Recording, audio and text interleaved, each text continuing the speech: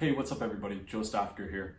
I want to give a quick update on ATC and the Cardinal Hickory Creek. This is a power line going from essentially before Dubuque, Iowa through Wisconsin to Madison. It's a pass-through energy line. So they basically want to take power from Nebraska and Iowa, that's wind power, and be able to ship it to the Madison market. Now, this affects all ratepayers. So if you're paying an energy bill, this affects you. They are guaranteed they're guaranteed their profits.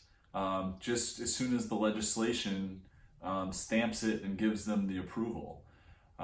So there's a lot of issues with this line, whether it's the health effects of EMFs or it's ruining the beauty of the driftless region, which frankly are two of the biggest things that I care about. One, I live in the driftless area and it's gorgeous, so I don't want to have to look at power lines. And I'm a bit of a health enthusiast, and I already combat EMFs all around me, from the cell phone and the Wi-Fi that I'm using to the power line that's right outside my place. Luckily, it's a much smaller version than the 340 kilovolt line that ATC wants to put in. So this is what I found in my research. The city of Platteville in November of 2016 sent a letter to ATC saying, "We don't want your line to come near our city." They didn't oppose the line, they just said, keep the line away from us. And Grant County, they asked a bunch of very good questions. They were doing their due diligence and wanted to know, do we actually need this energy? What is the health impact of putting up this line? And they didn't get any answers, and they're not demanding any answers. In fact, last month they decided that there was a gray area because it was not put on the agenda to be a voting item, and so it was voted down. And it's very alarming that it was voted down. I guess it's cool that it was voted down because of the gray area and we want to get it approved, but now the deadline to fight this is December 16th, and the Grant County Board next meets on December 17th. So can our board members do something to join Iowa County in their appeal before the deadline? I don't know. What I do know is there seems to be some corruption within our Grant County Board. Whether it's meetings outside the meetings, so certain board members gathering and having meetings and making decisions so that when they show up, they just vote and they don't talk about it, which kind of felt like the case at the last meeting. I mean, the only discussion was about the gray area. There was no discussion at the Grant County Board meeting about whether, demanding the answers that they requested. So I was like, okay, we'll bring it back to the Grant County Board meeting. But now it's like, I don't know if we can do that. When I spoke to the county board supervisor, he mentioned that the Grant County has a budget crisis, and this ATC line helps bring them $60,000 a year. So they've basically been bought off as board members so that they don't have to confront the budget issue. Because if they just ignore this and the line gets approved, then they don't have to talk with the public about their budget crisis. That's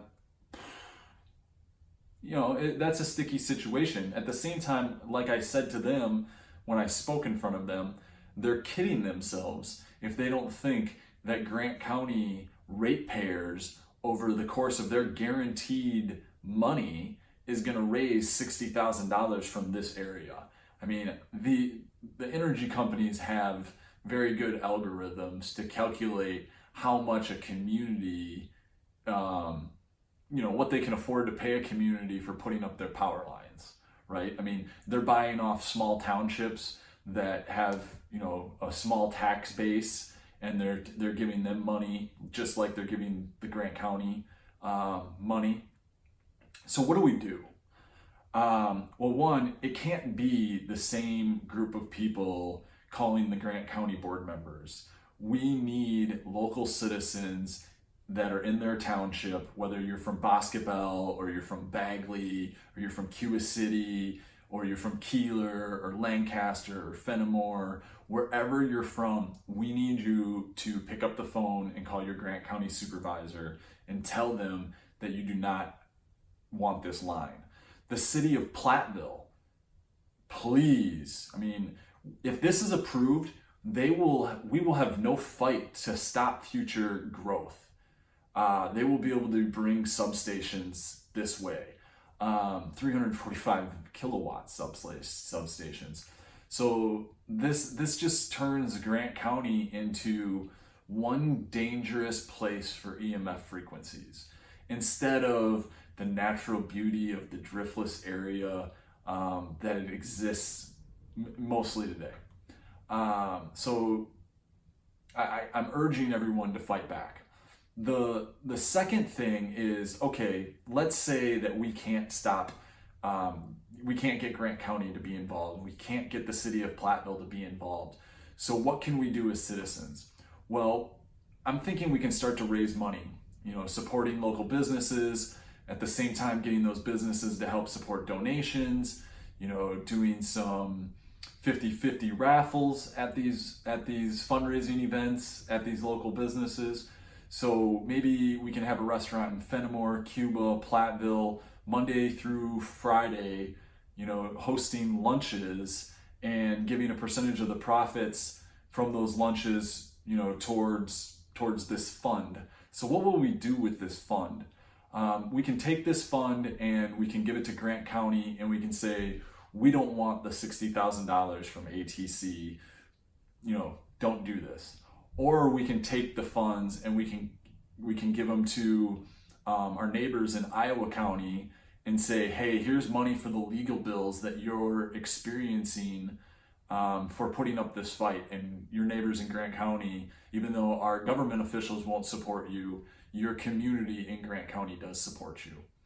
Another area where the fight is taking place is across the river in Dubuque. There's one individual intervening. She's a warrior. She's amazing. They're trying to strike her factual testimony because she's the only one fighting it. So Grant County is kind of in the middle. We have interveners in Iowa County and Wisconsin to our east that are fighting this project, and we have a neighbor in Dubuque to our west who is fighting this project. The Telegraph Herald is not covering this. They are failing to do journalism due justice. They're not telling Chris's story of what's happening in Dubuque. They're not even alluding to the corruption that takes place in the legal process to have her comments removed and striked from, testimony. And I could be screwing up some of this language. I apologize for that. I mean, this rabbit hole gets to be pretty deep in many regards. So I'm putting this video out there because we're looking for people who would call their representatives. We're looking for people who will call the TH, the Telegraph Herald, and ask them to do justice for our communities and share the public story. We're asking for people to say, will you go to businesses and have a social gathering knowing that some of your money is going to support stopping this? Are you a business owner? Are you willing to host an event and donate a portion of the proceeds from a particular day to the cause? Are you a wealthy individual who, just wants to help people stop this? Let's gather some donations. The money is just a big issue with our county board members that they are not bringing forward. They're not bringing the issue to the table. In fact, I was even told that they don't even want to bring it to the table. Like, they don't want to discuss it. It's not a glamorous position for any of these people on the board, giving up their time and doing all this stuff and the stress, and I feel bad for them. Like, it blows. So, be kind when you're reaching out to them. Don't be rude. Make sure you're not rude. And, I'm going to probably put this video on a page. It'll have a link. Give your name and your email address and your phone number, and, we'll get in touch with you, or you'll be able to get our contact information and let us know how you might be able to help support the fight against ATC and Cardinal Hickory Creek and stopping this unnecessary power line. If Iowa and Nebraska have wind power, then they should go ahead and use that wind power. There's no reason for them to ship it to Wisconsin. Wisconsin has plenty of its own energy. In our area alone, in Lafayette County, we have wind power. In Montfort, we have wind power. That's in Iowa County. In Appleton, they're taking down wind power because of the damage it's causing people, the health impact that it's having in the Appleton area. Farmers in these areas have had production issues with getting their cows to produce the same amount of milk. So often I'm told I'm a conspiracy theorist and that, none of this stuff is true and our government wouldn't do this to us, but the facts are all around us if you just go down the rabbit hole and do a little education for yourself. So thank you if you're going to show up to help us. Really appreciate it. Looking forward to continuing the discussion, and I apologize for this being a little longer than I intended it.